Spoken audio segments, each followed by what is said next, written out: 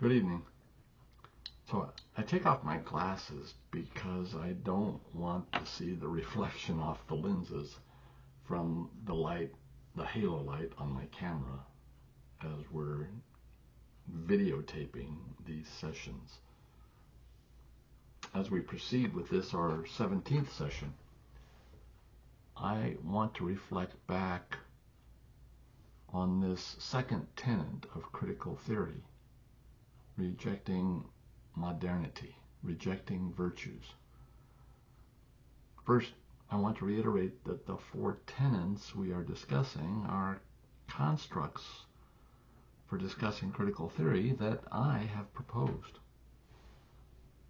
They are based on my study of the work of the Frankfurt School, its members and thinkers, as studied by others. While I think these four tenets are reasonably accurate in describing critical theory, they are worded in terms that you will not easily find in the works of the proponents of the theory itself. Because the reality is that critical theory refers to a family of theories that aim at a critique and transformation of society. You and I have discussed modern and postmodern philosophies. A critical theorist would somewhat pejoratively say that those philosophies are merely reflections of what societies and cultures were historically, are today, and are not vehicles for transforming societies and cultures to a better, more free future. You might say that while philosophy is history, critical theory is intended to spark planning from current conditions to a more free future. With that in mind, critical theory can be read as declaring that modern society, who and where we are now, is inherently amoral, that there are always hidden agendas that are oppressive and driven by the power elites. Critical theory rejects traditional virtues, which we'll discuss more in future sessions, as oppressive tools of the power elites. And critical theory adherents tend to move toward an ends justifies the means moral framework. So I think it is important to make clear that an ends justifies the means approach to action is not without goals. It is not without intentions. The difference is that rather than working to goals or intentions justified by widely accepted objective truths, by means that are likewise justified,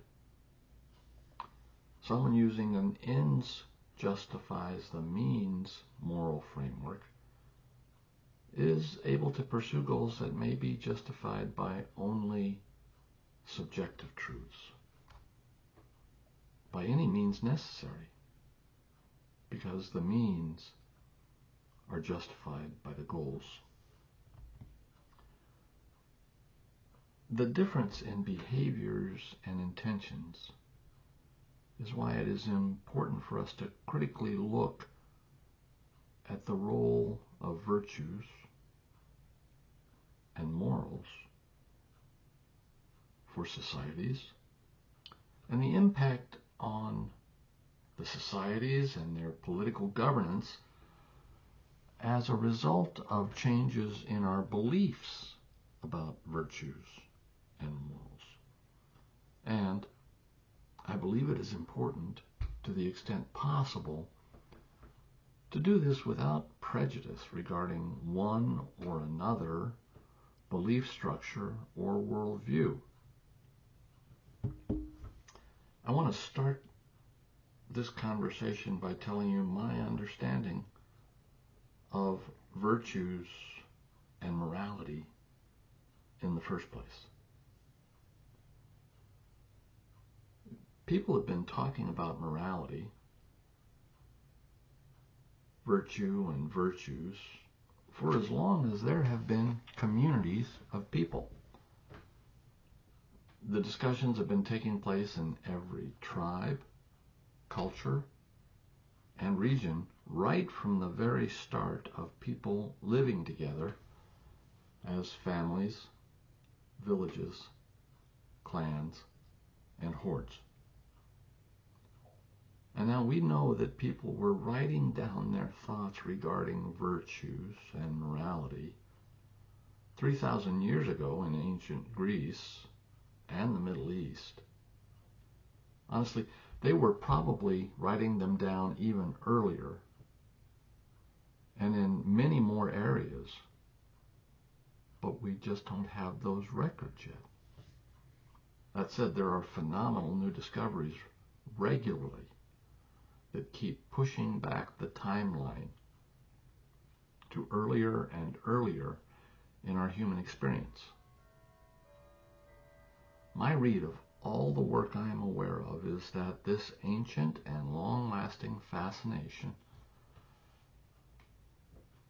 is focused on understanding which individual behaviors and intentions are beneficial to communities of people, virtuous, and which behaviors and intentions are destructive of communities of people, vices. This study and enumeration of virtues and vices, hence morality, has been so universally sustained by so many people and across so many cultures that I find it hard to understand any perspective denouncing virtues as oppressive. Perhaps it is simply an academic's positing of an intentionally circular argument, or to point out the oppressive nature of virtues that are exploited by power elites, or as a vehicle to prompt change, either by pointing out the exploitation of virtues or by the creation of more rudderless communities. I'll leave that to the critical theorist to describe their logic for denouncing morality and virtues as oppressive. Personally, I have concluded that our nearly global search for what is virtuous was driven to free our predecessors and their successors from the nasty, brutish, and short lives Hobbes warned us about, and that we were doomed to live before we gathered into communities in the first place.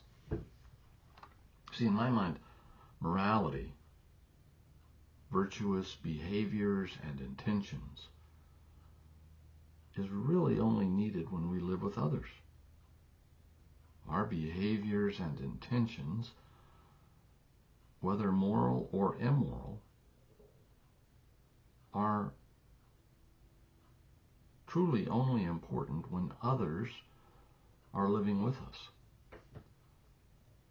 I think you can say that immorality is the province of those who live alone on islands and sociopaths. Let's dig more deeply during our next session Aloha.